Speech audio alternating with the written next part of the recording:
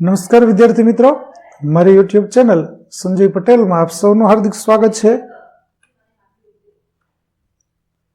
મિત્રો, આજના વિડીયોની અંદર આપણે ધોરણ 9 વિષય છે સામાજિક વિજ્ઞાન, જેનો પાઠ 10મો, જેનું નામ છે સરકારના અંગો. આ પાઠના સ્વ અધ્યયન પોથીના પ્રશ્નો અને તેના જવાબો વિશે શીખવાના છીએ. વિદ્યાર્થી મિત્રો, જો તમે મારી ચેનલમાં નવા હોય તો મારી ચેનલને જરૂરથી સબસ્ક્રાઇબ કરો. વિડીયો સારો લાગે તો લાઇક કરો, શેર કરો અને બેલ નોટિફિકેશન ઓન કરો, જેથી મારા આગળના નવા વિડીયો પણ આપને મળતા રહે. તેમજ વિદ્યાર્થી મિત્રો, આ વિડીયો છે તે માત્ર સમજૂતી માટે છે. જો તમે અન્ય વિડીયો જોવા માંગતા હોય તો અમારા વિડીયોને જરૂરથી, અમારી ચેનલને જરૂરથી સબસ્ક્રાઇબ કરો. તેમજ મિત્રો, આ વિડીયો છે તે માત્ર સમજૂતી માટે છે, નમૂનારૂપ જવાબો છે, તમે તમારી રીતે પણ જવાબો લખી શકો છો.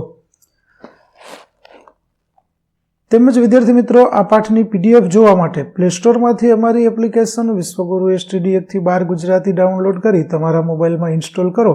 જે તમે શરૂ કરશો તો આ પ્રકારે જોવા મળશે, જેમાં સ્વ અધ્યયન પોથીની અંદર ધોરણ બતાવશે, ધોરણ પસંદ કરશો એટલે વિષય બતાવશે, વિષય પસંદ કરશો એટલે પાઠનું નામ બતાવશે. જેમાં તમે વિડીયો ઉપર ક્લિક કરશો તો વિડીયો જોવા મળશે અને PDF ઉપર ક્લિક કરશો તો તમને PDF જોવા મળશે. તો આશા રાખું છું અમારી એપ્લિકેશન આપને ગમશે. જરૂર ડાઉનલોડ કરજો, જે એકદમ ફ્રી છે. કોઈ પણ પ્રકારના ચાર્જ વગર તમે વિડીયો અને PDF બંને જોઈ શકશો. તો ચાલો મિત્રો, શરૂ કરીએ પાઠ 10મો. વિભાગે, જેમાં પ્રશ્ન 1 છે જોડકા જોડો, જેમાં પેલું છે તેની સામે આવશે D, બીજામાં આવશે E, ત્રીજામાં આવશે C અને ચોથામાં આવશે A. ત્યાર પછી બ ની અંદર આપણને ખરા ખોટા વિધાનો આપેલા છે, જેમાં પેલું વિધાન છે તે ખોટું આવશે, બીજું વિધાન ખરું આવશે, ત્રીજું વિધાન ખોટું આવશે, ચોથું વિધાન પણ ખોટું આવશે, પાંચમું વિધાન ખરું આવશે, છઠ્ઠું વિધાન છે તે ખોટું આવશે, સાતમું વિધાન પણ ખોટું આવશે, આઠમું વિધાન ખરું આવશે, ત્યાર પછી 9મું વિધાન છે તે ખરું આવશે અને 10મું વિધાન છે તે ખોટું આવશે. ત્યાર પછી ક, ખાલી જગ્યા પૂરો, જેમાં પહેલી સંસદનું ઉપલું ગૃહ રાજ્યસભા છે. બીજું, કાયદા માટેની દરખાસ્તો ખરડો કહેવાય છે. ત્રીજું, સંસદના અભિન્ન અંગ સમાન રાષ્ટ્રપતિ છે. ચોથું, ગ્રામ પંચાયતનો વહીવટ સંભાળતી વ્યક્તિને તલાટી કમ મંત્રી કહેવાય છે. પાંચમું, મહાભિયોગ કાર્યવાહી રાષ્ટ્રપતિ પર કરવામાં આવે છે. છઠ્ઠું, સંસદમાં અંદાજપત્ર નાણામંત્રી રજૂ કરે છે. સાતમું, સંસદનું નીચલું ગૃહ લોકસભા છે. લોકસભામાં સભ્યની મુદત 5 વર્ષની છે. લોકસભામાં ગુજરાતની સભ્ય સંખ્યા 26ની છે. ત્યાર પછી ગુજરાતમાં દ્વિગૃહી ધારાસભા નથી. ત્યાર પછી વૈકલ્પિક પ્રશ્નો છે, જેમાં પેલું, સર્વોચ્ચ અદાલતના ન્યાયાધીશની નિમણૂક કોણ કરે છે? તો જવાબ આવશે A, રાષ્ટ્રપતિ. બીજું, કોની સહી થયા પછી જ દેશમાં ખરડો કાયદો બને છે? તો તેમાં પણ આવશે B, રાષ્ટ્રપતિ. ત્રીજું, સનદી સેવા એટલે કે વહીવટી સેવા. અને લાંચ રૂશ્વતની બદી રોકવા માટે ગુજરાત સરકારે કયું અલગ એકમ ઊભું કર્યું છે? તો જવાબ આવશે લાંચ રૂશ્વત વિરોધી બ્યુરો. ત્યાર પછી 1-2 વાક્યમાં જવાબ આપો, જેમાં પેલું છે કોરમ કોને કહેવામાં આવે છે? તો કોરમ એટલે સભાનું કામકાજ શરૂ કરવા માટે જરૂરી સભ્યોની લઘુત્તમ હાજરી. ત્યાર પછી બીજું છે, કેન્દ્ર સરકારનો ખરડો નાણાકીય છે કે કેમ એ કોણ નક્કી કરે છે? તો કેન્દ્ર સરકારનો ખરડો નાણાકીય છે કે કેમ તે નક્કી કરવાની સત્તા ફક્ત લોકસભાના અધ્યક્ષ પાસે હોય છે. ત્રીજું, સર્વોચ્ચ અદાલત ક્યાં આવેલી છે? તો ભારતની સર્વોચ્ચ અદાલત દિલ્હીમાં આવેલી છે. ચોથું, મહાનગરપાલિકાના વહીવટી વડા કોણ છે? તો મહાનગરપાલિકાના વહીવટી વડા મ્યુનિસિપલ કમિશનર છે. પાંચમું, લોકસભાનું વિસર્જન કરવા માટે રાષ્ટ્રપતિ કોની સલાહ લે છે? તો લોકસભાનું વિસર્જન કરવા માટે રાષ્ટ્રપતિ વડાપ્રધાન અને મંત્રી પરિષદની સલાહ લે છે. ત્યાર પછીનો પ્રશ્ન, કેન્દ્ર કક્ષાએ કયા ગૃહનું વિસર્જન થતું નથી અથવા તો કયું ગૃહ કેન્દ્ર કક્ષાએ કાયમી ગૃહ છે? તો કેન્દ્ર કક્ષાએ રાજ્યસભાનું વિસર્જન થતું નથી. ત્યાર પછી પીપીપી ધોરણે કઈ રીતે કાર્ય થાય છે? તો પીપીપી ધોરણે એટલે જાહેર ખાનગી ભાગીદારી. આમાં સરકારી યોજનાઓ સંચાલન અને જાળવણી માટે સરકાર અને ખાનગી કંપનીઓ સાથે મળીને કામ કરે છે. ત્યાર પછી વિભાગ બી, સમરસ ગામ સંકલ્પના સમજાવવાની છે. તો જે ગામમાં ગ્રામ પંચાયતના સભ્યોની પસંદગી સર્વસંમતિથી શાંતિપૂર્ણ માહોલમાં અને કોઈ પણ સ્પર્ધા વિના થાય તો તેવા ગામને સમરસ ગામ કહે છે. સમરસ ગામને ગુજરાત સરકાર પ્રોત્સાહન રૂપે વિશેષ ગ્રાન્ટ આપે છે. ત્યાર પછી બીજું છે રાષ્ટ્રપ્રમુખ.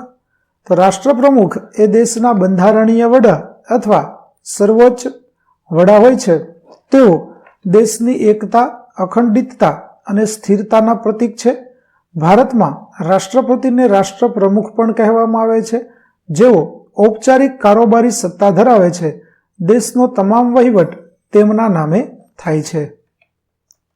ત્યાર પછી 3-4 વાક્યમાં જવાબ આપો, જેમાં પહેલું છે કે વડાપ્રધાન સંઘ સરકારના વાસ્તવિક કારોબારી વડા છે. શા માટે? તો વડાપ્રધાન સંઘ સરકારના વડા છે અને મંત્રીમંડળની રચના કરે છે.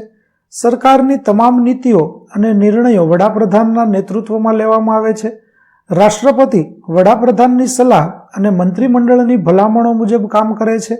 આ પરથી કહી શકાય કે વડાપ્રધાન કારોબારી વડા છે. ત્યાર પછી બીજું છે કે રાજ્યની વિધાનસભાની કારોબારીની સત્તાઓ વિશે માહિતી આપો. તો રાજ્યપાલ રાજ્ય વિધાનસભાની બેઠકો બોલાવે છે, મુખ્યમંત્રીની નિમણૂક કરે છે અને મંત્રીઓની નિમણૂક કરે છે. મંત્રીમંડળ સામૂહિક રીતે વિધાનસભાને જવાબદાર હોય છે. રાજ્ય સરકારની નીતિઓનું ઘડતર અને અમલ મંત્રીમંડળ દ્વારા થાય છે. વિધાનસભા અવિશ્વાસની દરખાસ્ત પસાર કરી મંત્રીમંડળને સત્તા પરથી દૂર કરી શકે છે. ત્યાર પછી ત્રીજું છે લોકસભાના વિસર્જનની કાર્યવાહી જણાવો. તો લોકસભાની મુદત સામાન્ય રીતે 5 વર્ષની હોય છે, જે પૂર્ણ થતાં તેનું વિસર્જન થાય છે. વડાપ્રધાનની અધ્યક્ષતામાં મંત્રીમંડળ રાષ્ટ્રપતિને લોકસભાનું વિસર્જન કરવાની ભલામણ કરી શકે છે. જો સરકાર લોકસભામાં બહુમતી ગુમાવે તો રાષ્ટ્રપતિ વિસર્જન કરી શકે છે. વિસર્જન બાદ દેશમાં ફરીથી સામાન્ય ચૂંટણીઓ યોજાય છે. ત્યાર પછી ચોથું છે મહાભિયોગ કાર્યવાહી રાષ્ટ્રપતિના સંદર્ભમાં જણાવો. તો રાષ્ટ્રપતિને બંધારણના ભંગ બદલ મહાભિયોગની કાર્યવાહી દ્વારા પદ પરથી દૂર કરી શકાય છે. આ કાર્યવાહી સંસદના કોઈપણ ગૃહમાં શરૂ કરી શકાય છે. આક્ષેપોવાળી દરખાસ્ત પર તે ગૃહના કુલ સભ્યોના ઓછામાં ઓછા 1/4 સભ્યોની સહી હોવી જરૂરી છે. 14 દિવસની નોટિસ બાદ 2/3 બહુમતીથી દરખાસ્ત પસાર થાય તો બીજા ગૃહમાં જાય છે અને પછી રાષ્ટ્રપતિને પદભ્રષ્ટ કરવામાં આવે છે. 5મું, ખરડાને કાયદાનું સ્વરૂપ મળવા બાબતની વિધિ જણાવો. તો ખરડાને સંસદના કોઈપણ ગૃહમાં રજૂ કરવામાં આવે છે, જેમાં ખરડાની દરેક કલમ પર વિગતવાર ચર્ચા, સૂચનો, સુધારો કરવામાં આવે છે. પછી ખરડાને સ્વીકાર કે અસ્વીકાર માટે મતદાન થાય છે. આ રીતે બંને ગૃહોમાંથી પસાર થયા પછી રાષ્ટ્રપતિની સહી દ્વારા ખરડો કાયદાનું સ્વરૂપ ધારણ કરે છે. ત્યાર પછી વિભાગ સી, મુદ્દાસર જવાબ લખો, જેમાં પહેલું રાજ્યસભાના સભ્ય બનવા માટેની લાયકાત જણાવો. તો પ્રથમ લાયકાત તે ભારતનો નાગરિક હોવો જોઈએ. તેની ઉંમર ઓછામાં ઓછી 30 વર્ષ કે તેથી વધારે હોવી જોઈએ. તે કેન્દ્ર સરકાર કે રાજ્ય સરકાર હેઠળ કોઈ લાભનું પદ ધરાવતો ન હોવો જોઈએ. તે માનસિક રીતે અસ્થિર કે નાદાર ન હોવો જોઈએ. તે સજા પામેલ ગુનેગાર ન હોવો જોઈએ અને તે સંસદે નક્કી કરેલ અન્ય લાયકાતો પણ પૂર્ણ કરતો હોવો જોઈએ. ત્યાર પછી ત્રીજું છે કાસ્ટિંગ વોટ વિશે જણાવો. તો સંસદના કોઈ પણ ગૃહમાં અથવા અન્ય કોઈ ચૂંટણી પ્રક્રિયામાં જ્યારે કોઈ ખરડા કે પ્રસ્તાવ પર મતદાન થાય અને બંને પક્ષે સરખા મત પડે ત્યારે મડાગાંઠ સર્જાય છે. આ પરિસ્થિતિમાં જે તે સભાના અધ્યક્ષ પોતાનો નિર્ણાયક મત એટલે કે કાસ્ટિંગ વોટ આપવાનો અધિકાર હોય છે. આ મત દ્વારા મડાગાંઠ ઉકેલવામાં આવે છે અને નિર્ણય લેવામાં આવે છે.